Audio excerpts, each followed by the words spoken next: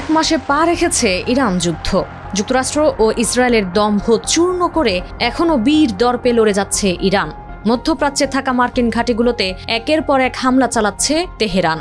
এই অবস্থায় বাধ্য হয়ে ইরানের মিসাইল সক্ষমতা ধ্বংস করতে স্থল অভিযানের কথা ভাবছে ওয়াশিংটন। আর এই কাজে যুক্তরাষ্ট্রকে সহায়তা করতে চায় সংযুক্ত আরব আমিরাত। এমন প্রেক্ষাপটে এবার আরব আমিরাতকে কঠোর হুঁশিয়ারি দিয়েছেন ইরানের দুজন জ্যেষ্ঠ কর্মকর্তা। যুদ্ধের জেরে ইরান হরমুজ প্রণালী বন্ধ করে দেওয়ায় বিশ্বজুড়েই তৈরি হয়েছে জ্বালানি সংকট, যা চাপ বাড়াচ্ছে মার্কিন প্রেসিডেন্ট ডোনাল্ড ট্রাম্পের ওপর। এই অবস্থায় হরমুজ প্রণালী চালু করতে ইরানের কৌশলগত খার্গ ও কিসম দ্বীপের স্থল বাহিনী পাঠানোর কথা ভাবছেন ট্রাম্প। আর এই অভিযান চালানো হতে পারে উপসাগরীয় দেশগুলোতে থাকা মার্কিন ঘাঁটিগুলো থেকেই, যেখানে সক্রিয় ভূমিকা রাখতে যাচ্ছে আরব আমিরাত। খ্যাতনামা গণমাধ্যম ওয়াল স্ট্রিট জার্নালের এক প্রতিবেদনে উঠে এসেছে এই তথ্য। ইরানের এক জ্যেষ্ঠ নিরাপত্তা কর্মকর্তার মতে, তেহরানের নেতারা এখন বিশ্বাস করেন শুরু থেকেই এই যুদ্ধে সক্রিয় ভূমিকা রাখছে আমিরাত। কেবল ভূমি ব্যবহারই নয়, নিজেদের বিমান ঘাঁটিও যুক্তরাষ্ট্রকে ইরানের বিরুদ্ধে অভিযানে ব্যবহার করতে দিয়েছে তারা। এছাড়া লক্ষ্যবস্তু নির্ধারণে নিজেদের উন্নত এআই অবকাঠামো যুক্তরাষ্ট্রকে ব্যবহার করতে দিয়েছে আবু ধাবি, যে কারণে দেশটির বিরুদ্ধে ব্যবস্থা নেওয়ার সিদ্ধান্ত নিয়েছে তেহরান।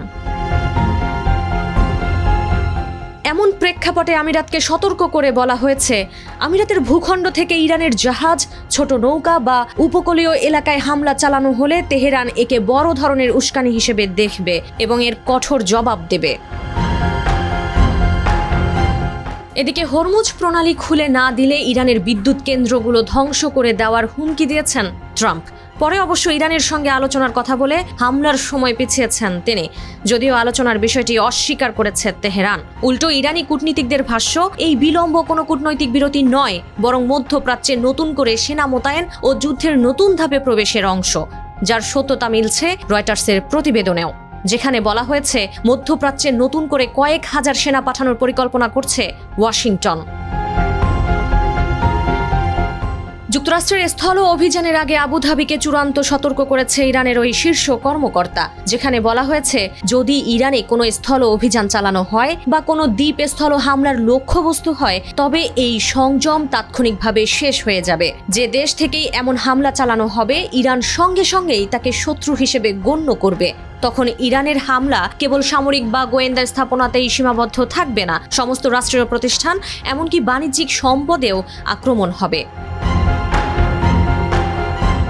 যুদ্ধে আমিরাতে অবস্থিত মার্কিন ঘাঁটি, বিমানবন্দর, ডেটা সেন্টার ও দূতাবাসগুলোতে ইরানের হামলার পরও যুক্তরাষ্ট্রকে নতুন করে সহায়তার সাহস দেখায় কিনা দেশটি, সেটিই এখন দেখার বিষয়।